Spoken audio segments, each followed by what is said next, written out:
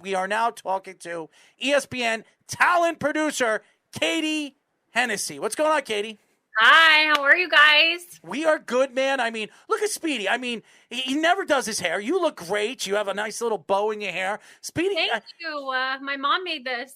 Oh, wow. It looks beautiful. I think you need to make, you tell your mom to make a bow for Speedy. I think he needs something to make himself look a little bit more prettier. That would look weird with the headphones, though. No, it wouldn't. I think it will look good for you. Back the bangs. You could pull it off. Yeah, Banks. I'll tell you right now. I lost the bet, so I had to wear his dirty underwear on my head last night. It was not dirty. Whatever it was. I heard you guys mention that, and I was like, I wonder if that's real situation or if that's Unfortunately, it was. I fabricated. Unfortunately, it was. I had to do it 3 weeks ago with his girlfriend's underwear. Yes.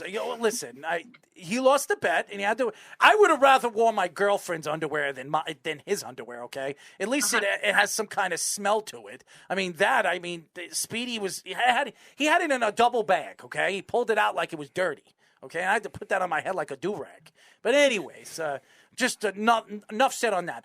By the way, how did you become a talent producer for ESPN? Thank you guys for having me. You guys are so funny to listen to leading up into this show. I was listening. So thank you guys so much for having me. So process of me becoming a talent producer, I've kind of been all around the map. I started at ESPN when I was 21. Wow. Doing a night shift. I'm 31 now, so it's been 10 years of my life. You're a baby. I was a baby when I started. Still a baby. Now I feel a little, I know you mentioned the 34 is your favorite number. I feel like I'm like close to that. When you said that, it's, getting there. But thank you. I'll take it. Yeah. So I bounced around. I did the whole internship thing when I was in college. I went to college at Cal State Fullerton and kind of lucked into my first job giving someone from ESPN a tour. And that's just, ended up in a job that I didn't love at ESPN, but worked my way around the company. And here I am talent producing. I was a publicist at Walt Disney Studios before, so worked on the Marvel movies, the Star Wars movies, all those movies. So yeah, I've had multiple lives in the industry, I guess. We are talking to ESPN talent producer Katie Hennessey. Now, Katie, explain to the fans what a talent producer really does for ESPN. Yeah, of course. So at other places, they're called bookers or talent bookers. You might hear that more commonly in late night. I'm sure your producer of your show wears many hats and is also booking. But it basically is, we're like the heartbeat. We're the tastemakers. We're the ones finding the stories and trying to place the talent with the stories that already exist. So Brady's retiring. What's that kind of ripple effect look like guest-wise? Who would go good on what show? What show's going to care more about NFL today than perhaps another show by the end of the day? So we're the ones placing talent, meaning celebrities or athletes, onto shows across platforms. Because as you guys know, there's so many platforms now. It's not just ESPN you see in a bar. It's shows like this and radio and podcasts and ESPN Plus. It's all over the map now. Right. So you got to kind of know where to plug and play. So in the industry, have you had any different types of experiences, any favorite types of experiences you had either with ESPN or elsewhere, and any experiences you would want to endeavor, whether it's with ESPN, whether it's with talent, anything else like that? Yeah, so I think I have a couple interesting stories. I'll tell you guys one that kind of took me back a little bit, my most starstruck moment. I was at Disney and we were doing a screening of Black Panther for Zoe Saldana, who's Gamora in Guardians of the Galaxy, if your listeners are Marvel fans. Of course. But she said, hey, can we get a private screening for me and some of my friends in my neighborhood? And we're like, sure. We set it up like a movie theater on the lot, did the whole thing. And I'm like, oh, okay, her neighbors and her friends and her kids, no big deal. In walks Adele, in walks Cameron Diaz, in walks Ashton and Mila. That's the neighborhood. Those are her neighbors. So that for me was kind of like, wow, shit, this is really cool. We're working on a film that all these people want to see, but they don't want to kind of deal with that taking their kids out in public situation and getting kind of bombarded. So that was a cool moment for me, meeting Kobe. That was, so you can see all my Kobe gear. I see. Yeah, may he rest in peace. He was attending a movie premiere, and the movie had Oprah in it and Reese Witherspoon. Oh, I remember And that movie. Yes. yeah, Wrinkle in Time, Mhm. Ava DuVernay's film.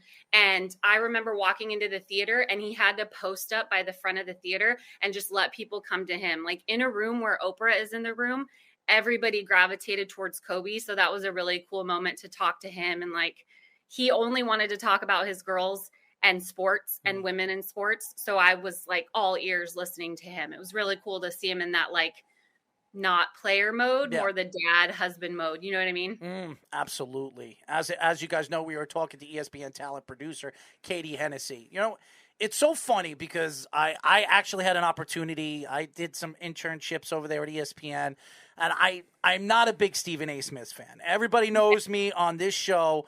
I've had my outbursts. I actually 2 years ago on the Stephen A. Smith radio show, I called his show and I called him out on his boxing knowledge. And he has this infatuation with Floyd Mayweather, okay?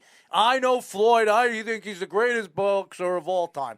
So I asked him a silly question, and he couldn't answer the question. So then he attacked my knowledge in boxing. I said, don't attack my knowledge because I know a lot more from Mike Tyson's underwear to what Mike Tyson wore, in the fight, in 1986. Okay. I knew a lot. So I am not a big fan of Stephen A. Smith, but I love some of their shows. I'm very good friends with Don LaGreca. Don LaGreca is one of my mentors. I've known him for a very long time. Michael Kay, another guy very well respected in the media world. What is it like working with all these great analysts, these broadcasters that have really built their careers from the bottom to the top? Yeah, you have those waves too, right? At ESPN, like you do have the Stephen A's of the world and the Holly Rose, like people who have been there a while. And I love Stephen A, but I get what you're saying with the boxing knowledge. I couldn't go toe to toe with you on boxing knowledge. I couldn't go toe to toe with him either, but I totally get what you're saying. I think it's good to have those opinions that kind of go at each other. It makes for good content. Absolutely. Right? So absolutely. I'm sure you gave him great content that day. I did. Yeah. I'm sure. You know what? We should actually work together because everybody tells me if Stephen A. was sitting right across the table from me, it would be back and forth, nammer and attacking one another because he thinks he knows more than everybody else, and I have an answer for every single question that he has. So there you go. Well, there you go. You have an answer. You have the voice for it. You got it you. all. But yeah, it's cool to be around people who, I've watched grow up, the Doris Burks of the world, people like that. Susie, I just met Susie Colbert at the Super Bowl, and I was like, oh my God, and Chris Berman, people like that. But it's also very cool how you can watch some of our Twitter shows and see like Christine Williamson and Scooby and Jason and people like that who are more of our age and kind of doing it a different way, but still creating their own path at ESPN, like carving out their own niche, Mm-hmm. So it's very rewarding to see the various levels of people. And you have the Freddie Colemans who have done it forever, but are the nicest human beings in the world, like bringing you in and being like, yeah, you're part of my show. And yeah, I appreciate your opinion. And you're just like, holy shit, you care about what I think? It's crazy. It's kind of weird because I've watched them my whole life,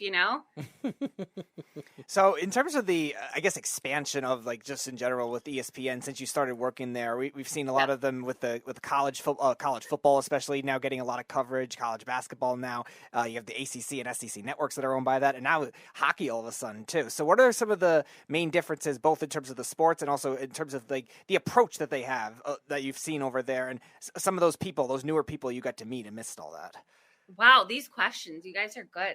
I definitely think the word approach is correct. What you just said, the way that I would approach booking for my shows for SEC networks is going to be different than ACC, different than a college football countdown to game day. Everything's kind of be different. It just depends on what they're looking for too. Like the audiences are all different, right? Like the SEC, you're going to have fans who are in the South who like live and die for football, right? Mm-hmm. But you're going to have other shows. Like I worked on Spain and Fitz's radio show, and that's a national show. Mm-hmm. So the tones are going to be different. So I think that that's kind of what you have to mentally prepare for if you want to get into this business. Like you might think it's one thing, but there's all these different varieties of the same color, right? Like you want vanilla ice cream, but you can get it in 10 different ways. So I think that it's just a matter of knowing who your talent is, right? Knowing who the audience is and playing to both of those and what's going on out here, right? What we're talking about. We could talk about Aaron Rodgers for an hour because you guys both seem to have good opinions on any topic, I could say. So we could talk about Aaron Rodgers for an hour and I could know that, hey, these two guys can do that. Whereas other shows, it might be like a 5-minute thing. So it's knowing your show, your talent, and then kind of what's going on out here in the ether of sports and entertainment. No, We'll end up doing that for the next hour probably because we have a Packers guest as our next guest. So. That's true. Perfect. There you go. Look at the tease for that. That worked out perfect. You know what's so funny? I'd rather talk about his ex-wife or fiance, okay? I'd rather talk about her because Which it one? seems that's true too. I mean, that's true too.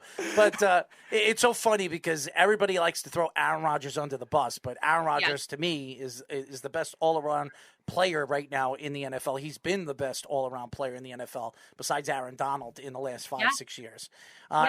As everybody knows, we are talking to ESPN talent producer Katie Hennessey.